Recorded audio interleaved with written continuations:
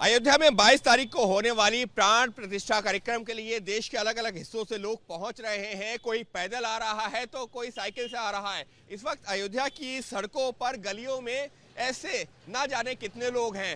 ऐसे ही एक शख्स हमको यहाँ पर चलते हुए नजर आ रहे हैं। क्या नाम है आपका? विश्वेंद्र सिसोदिया। विश्वेंद्र, कहाँ से आ रहे हैं? राजस्थान से। पीछे भी है कुछ बैनर लगा रखा, क्या है पीछे?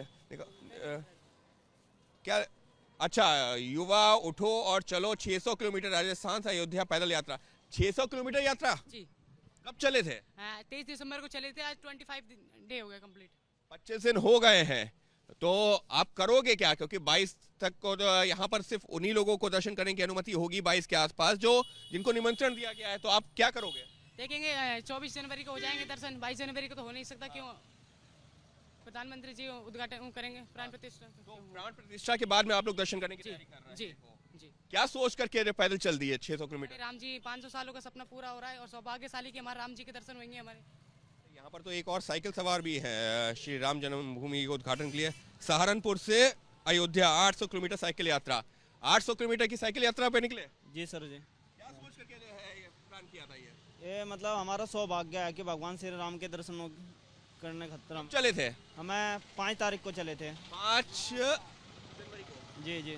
तो अब जो है कब दर्शन करने का क्या सोचा है? कब तक हो जाएंगे दर्शन? क्योंकि अभी तो यहाँ जो सुरक्षा व्यवस्था है वो तो बहुत कड़ी है। तो प्राण प्रतिष्ठा के बाद कर लेंगे दर्शन। तो जो नहीं अभी होते हैं तब की बात है ये। हाँ जी हाँ जी। सहारनपुर से अयोध्या आप भी कुछ ऐसे ही आ रहे हो क्या? महाराष्ट्र शिरडी। कहाँ से? महाराष्ट्र शिरडी से। शिरडी से आ रहे हो? शिरडी से कितने किलोमीटर? 1400। 1400 किलोमीटर। कब चले थे? मैं 3 तारीख को चला था मानो 5 बजे। हाँ। साइकिल से ही? साइकिल से ही। मुश्किल नहीं था? नहीं मुश्किल कुछ नहीं। राम जी का नाम लेके कोई मुश्किल नहीं है रास्ते में। अभी भी तो चल रहे। तो चले जा रहे हैं। हाँ बस बस। अब तो अयोध्या पहुंच गए। अब क्या? पहुंच गए हम। मैं 12 दिन में पहुंच गया। 1400 किलोमीटर पहुंच गए। कितना? 1400 किलोमीटर। आप 1400 किलोमीटर। 1400 kilometre, 800 kilometre, 600 kilometre. कोई पैदल है, कोई साइकिल से है।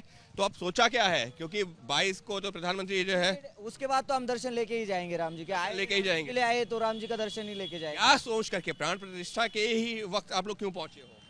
तो जाना है। इतने दिनों के बाद वो उत्सव आया है कि मानो अपना देश हिंदू राष्ट्र बन गया है तो जाना ही।